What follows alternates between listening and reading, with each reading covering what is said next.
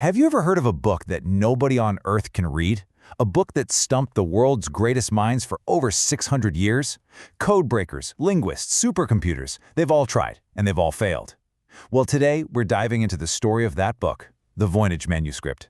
So take a look, this is a page right out of it. We know from carbon dating that its vellum pages were made sometime between 1404 and 1438, and it's covered in this beautiful, flowing script. But here's the thing.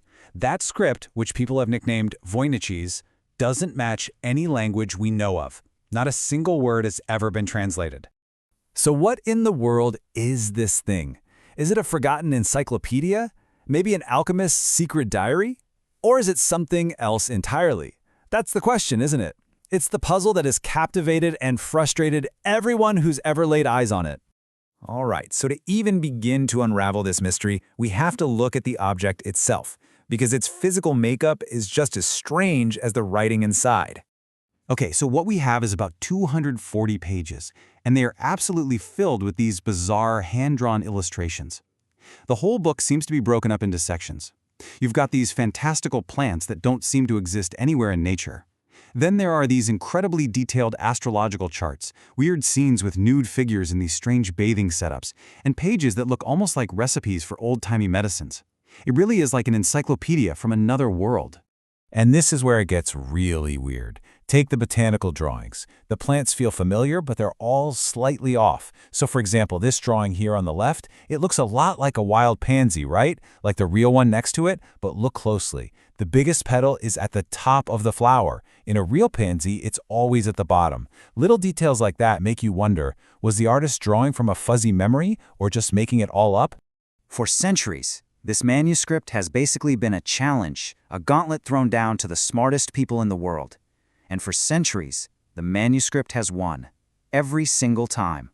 And this thing has had quite a journey. By the 1600s, it somehow ended up with the Holy Roman Emperor Rudolf II. A few decades later, in 1665, it was sent to this famous scholar in Rome, Athanasius Kircher, because if anyone could crack it, it was him. Well, he couldn't. Then the book just vanishes for 200 years, till it's found again in 1912 by Wilfrid Voynich, the guy it's named after. Now, it sits safely at Yale University. And listen, we're not talking about some amateur sleuths trying to figure this out.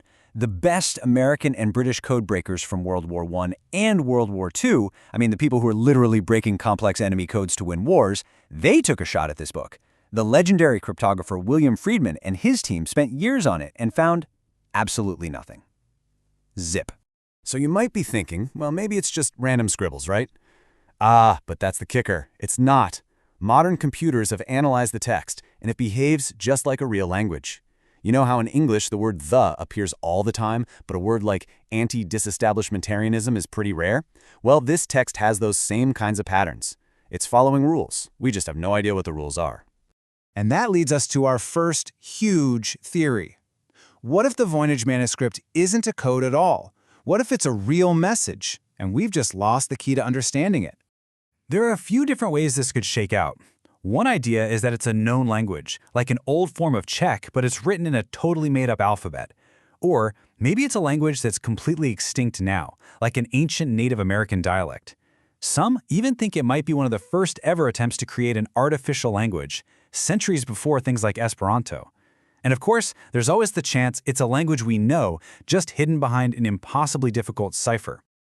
So what's a cipher? Well, it's just a secret way of writing. The most basic kind is a substitution cipher, where every A becomes a B, every B becomes a C, and so on. But the Voynich manuscript is definitely not that simple. If it is a cipher, it's a ridiculously complex one, maybe one where single letters are replaced by entire groups of symbols. But then there's the other big theory, the one that's a little more provocative. What if the whole thing, all 240 pages, is a total and complete fraud, a beautiful, elaborate, but ultimately meaningless hoax? How could that even be possible? Well, a researcher named Gordon Rugg actually showed how a con artist back in the 15th century could have faked the whole text with some pretty simple tools. Basically, you'd create a big table of all the different syllables in Voynichese, the beginnings, middles, and ends of words. Then you take a piece of cardboard with 3 holes cut in it. By sliding that cardboard over your table, you can automatically combine syllables to create words that look totally real, but are actually just gibberish. But the debate is far from over. Because while Rugg showed a hoax was possible, another scientist, Marcelo Montemuro, says the text is just too sophisticated to be fake. His analysis found these subtle word networks. Certain words cluster together in the plant section, for example, but then different words cluster together in the astronomy section. He argues that a 15th century hoaxer just wouldn't have known how to fake that level of hidden structure. So where in the world does that leave us? Well, after 100 years of modern science and 600 years of pure confusion, the Voynich Manuscript is exactly what it's always been: a perfect, beautiful mystery. You know, there's this fantastic quote from a publisher who made exact copies of the book. He said, "The author could have been a genius, but could also have been a sadist, as he has us all wrapped up in this mystery." And that just sums it up perfectly, doesn't it? Was the creator a genius leaving knowledge for the future? Or just a prankster who created an unsolvable puzzle to mess with us forever? And in the end, that's the real question. Every single theory, from a lost language to a brilliant hoax, has good arguments for it and good arguments against it. The manuscript just sits there, in a vault at Yale, holding on to its secret for 600 years. So is it a gateway to some kind of lost world? Or is it just history's greatest practical joke? For now, your guess is